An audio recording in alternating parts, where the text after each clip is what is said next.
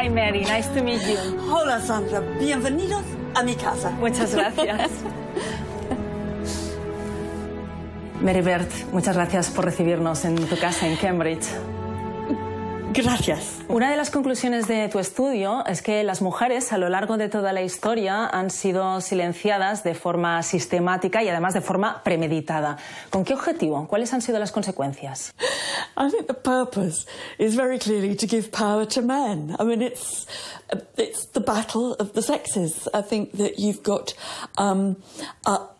inequity built into culture. Western culture certainly, but I think world culture from the very beginning. And one of the ways that people are, in a sense, define and understand power is in the right of women to speak, to make decisions about themselves, to operate in public. They are not heard, and they're sometimes not seen. There's a wonderful example in Homer's Odisea. The hero is coming home from Troy. He's taking a very long time. His faithful wife, clever wife and faithful wife, Penelope, is waiting for him. And she has a sort of teenager son. And one day she goes downstairs from her women's quarters and she hears the bard singing a song about what a terrible time all these Greeks are having trying to get home from Troy. You know, they've won the war, but they can't get home. And Penelope totally reasonably says, couldn't you sing a happier song? That'd be really nice.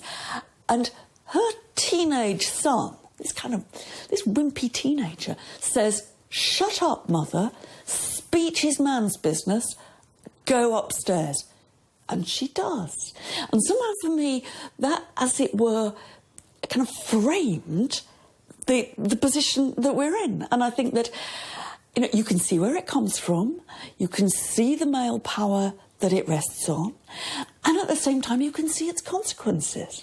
Es indiscutible que ha habido mujeres admirables en todos los periodos históricos. Entonces, ¿por qué es tan difícil encontrar referentes femeninos? I think it's difficult, partly because an awful lot of the remarkable women never made it to the public sphere. You know, throughout history, there have been feisty, exciting, intelligent, brilliant women, but they've never had a chance to make it. And I think those that have made it have often done so by, as it were, disguising the fact that they were a woman. So in a sense, they become male. They adopt male attitudes. They always deepen their voice. I mean, Margaret Thatcher in Britain is a fantastic example of that. When she started out in politics, she spoke very high. And when she was really going to be Prime Minister, she went to voice training classes. So she spoke deep and low. Una de las consecuencias que decías antes del haber silenciado a las mujeres es que con eso se ha conseguido apartarlas, alejarlas del centro del poder. Un poder que tú insistes muchas veces en que se ha creado a medida del hombre. ¿Qué debería pasar o qué podríamos hacer para colocar a las mujeres dentro de esa esfera del poder? It's really hard, isn't it? I mean, because I think we're dealing with a tradition that's thousands of years old.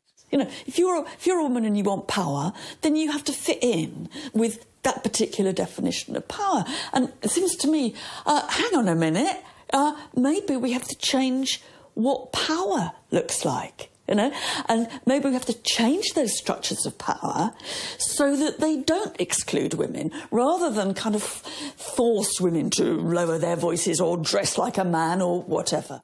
The very ways that we talk about what it is to have power are very, very masculine. I don't know how it works in Spanish, but in English, if you talk about power and you put a verb with it, you'll say, what do you do with power? You wield power. What's the other thing in English you wield? You wield a sword. And I think maybe you have to think about saying power is, it's not something you have and wield. Maybe power is something that we share. Maybe it's a good idea to be collaborative. Mary, tu actitud, tu imagen, incluso tu forma de comunicar te han convertido en una gran referente para muchas mujeres que quieren ser valoradas por lo que piensan, por sus ideas y no por su aspecto. I've been brought up a feminist by my mum and to some extent, I think, by my dad. So I had a public interest, but it came as a complete surprise to me, when I first went on television in my 50s. I mean, I think it was very interesting when I did my first big series. There was a famous, now dead, British television critic who reviewed my programmes unbelievably nastily. He said, what does she think looking like, what's she doing looking like that on television? Doesn't she realise she's coming into our living rooms? She ought to make an effort with her appearance. Look at those teeth. Look at that hair. Does she never brush it? What was very interesting was that really shocked a lot of women my age, because I came back and, I said, look, what do you think a woman of 50-odd looks like? They look like me. That's what a woman who's 50, now 60, that's what we look like. Seeing someone like me who has lots of marks of success and does actually just trade, not on what they look like, but on what they say, I think that's quite gratifying. En alguna ocasión has contado que para tu primera entrevista académica te compraste unas medias azules. ¿Por qué lo hiciste? An old phrase in the English language about women who are academic, sort of scholarly women, and they're called blue stockings. And it was not a complimentary phrase. It was meant to mean that they were kind of, well, definitely not sexy. And it's a 19th century phrase. And I just thought, when I went to my first job interview, I thought, all those guys, they were mostly guys, I thought, I know what they'll be saying about me. They'll be saying, oh, she's a right blue stocking. And I thought, I'm going to show them that I know that's what they're thinking.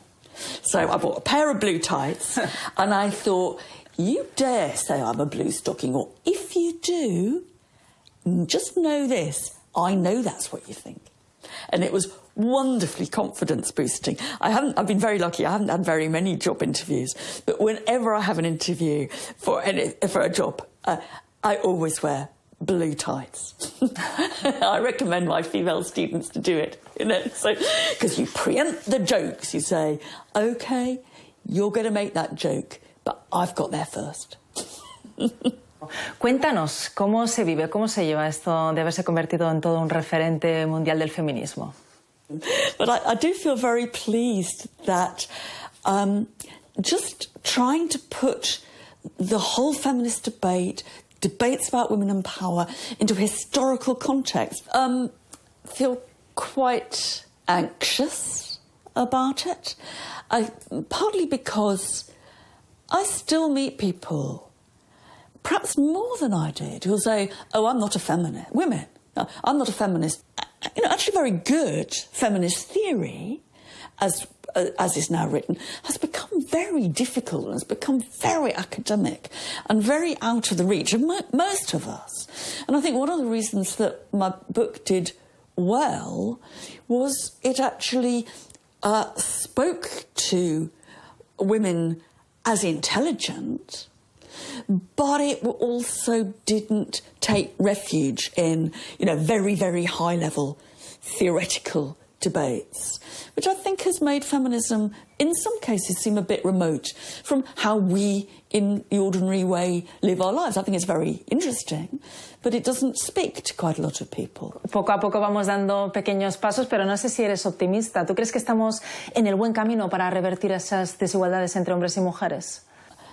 I would be very, very, very surprised if I lived to see equality between men and women. I mean, it'd be jolly nice, and it would be a nice surprise if I do.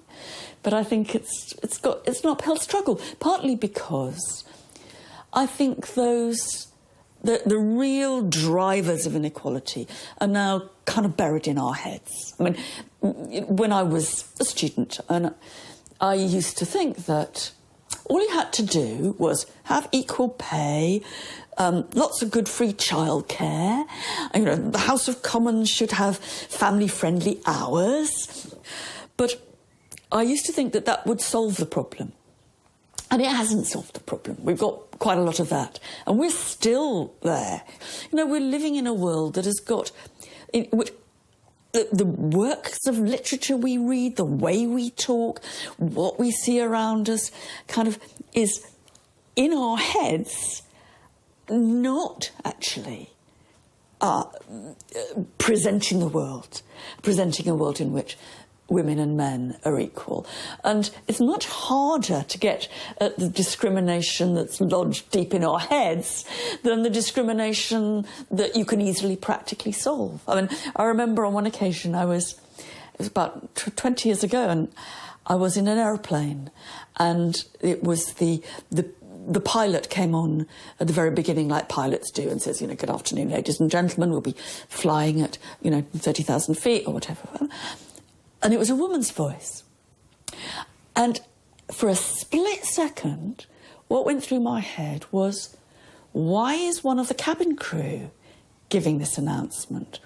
Why isn't it the pilot? And then I thought, the pilot is a woman. Now, if even I, who, we're very happy to campaign for women pilots, if even I had that instant reaction, that is a real indication of how deep those kind of assumptions are. But it's about changing mentalities, and that's a real struggle. That is a real, real big struggle. Mary Beard, ha sido un auténtico placer conversar contigo. Muchísimas gracias por abrirnos las puertas de tu casa. Ha sido un auténtico privilegio. Gracias. Gracias. Suerte.